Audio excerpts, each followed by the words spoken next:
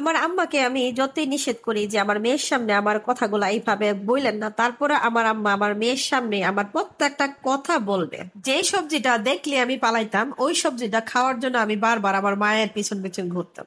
আমার মা আমার সাথে যেই কাজটা করতো আমি সেম টু সেম আমার মেয়ের সাথে সেই কাজটাই করি। কে হয়তোবা এই রেসিপিটা জানেন পারেন, অনেকে হয়তোবা জানেন না। তো যাদের যাদের বাচ্চারা এইভাবে খায় না, বা যারা যারা চাল কুমড়াটা বা যাকে বলে জালি কুমড়া পছন্দ করেন না, তারা একবার অবশ্যই আমার মতো এইভাবে ট্রাই করবেন। আমি গ্যারান্টি দিলাম আপনারা বারবার খেতে চাইবেন। আমি জালি কুমড়াটা যেহেতু ছোট সাইজ থাকে, তো এটাকে আমি ছোট ছোট করে মানে কয়েক পিস এভাবে গুল গুল করে ফুলের মতো কেটে নিয়েছি, এবং এখানে আমি বেসন গুলে রেখেছি।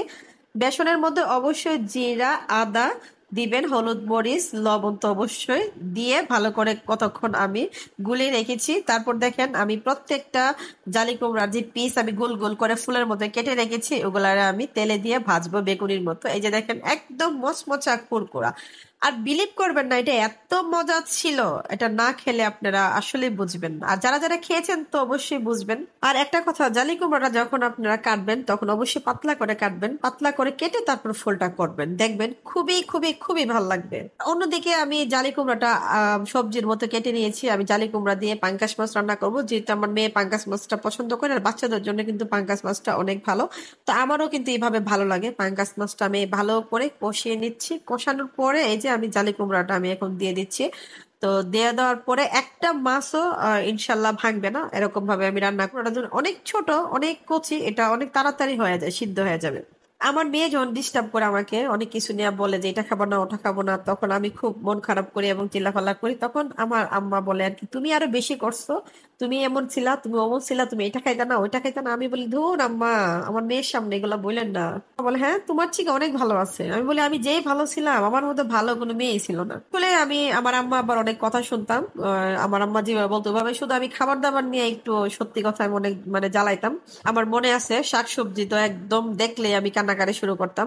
অথচ এখন আমি সবজি ছাড়া ভালো লাগে না। এখন আমি আমার নিজের মেয়েরে বকাঝকা করি, রাগ করি যে তুমি কি শুরু করছো, সবজি খাও না, এটা খাও না, ওটা খাও না, সব খেতে হবে, স্বাস্থ্যের জন্য ভালো। আমি আমার মেয়েকে বোঝাই, অথচ যখন আমার মা আমাকে বোঝাইতো তখন কিন্তু আমার এই কান দিয়ে ঢুকতো, ওই কান দিয়ে বের করে দেবে, এবং আমি আমার জন্য যে ভালো, সবজিটা যে ভালো এটাই বুঝতাম না। এই যে আমার রান্নাটা কিন্তু প্রায় হয়ে গেছে। আমি তারপর কাঁচামরিচ দিয়েছিলাম, যদিও মরিচটা লাল কিন্তু এটা কিন্তু কাঁচামরিচ। তারপর আমি ধনিয়া পাতা ভালো করে দিয়ে দিছি। ধনিয়া পাতাটা না দিলে তো এটা ভালোই লাগবে না, আর ধনিয়া পাতা ছাড়া আমি খাবো না এই তরকারিটা। কিছু তরকারি আছে ধনিয়া পাতা না দিলেও চলে, আর কিছু তরকারি আছে ধনিয়া পাতা ছাড়া আসলেই ভাল লাগে না। আর এই যে দেখেন আমার রান্নাঘর একদম ফাঁকা, কারণ আমার বাচ্চার জন্য রান্নাঘরে কোনো কিছুই রাখতে পারে না, সব আমি উপরে উঠে রাখছি। কারণ আমার এই বুড়া এটা সেটা যা আছে, হাঁড়ি পাতিল প্লেট বাটি গ্লাস মগ যা আছে সব ফেলে দেবে, নাহলে ভেঙে ফেলে। জন্য আমি সবগুলো উপর উঠে রাখছি। এই যে দেখেন আমার তরকারি ফাইনাল লুক। তো আজকে এই পর্যন্তই। সবাই ভালো থাকবেন, সুস্থ থাকবেন, সবার জন্য অনেক অনেক দোয়া এবং ভালোবাসা রইল। আল্লাহ হাফেজ।